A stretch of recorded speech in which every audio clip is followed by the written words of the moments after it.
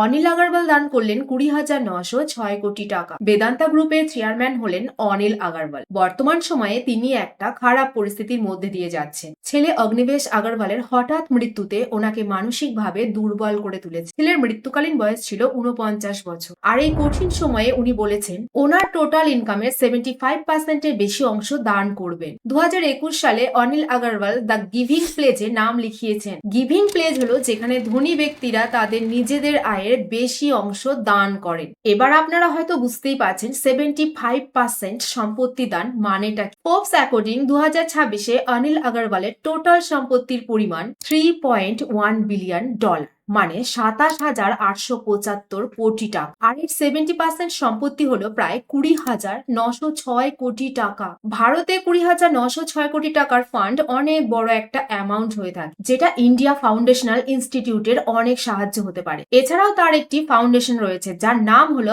Anil Agarwal foundation, যেটা education, health care, animals care এবং স্পোর্টসে কাজ করে যাচ্ছে।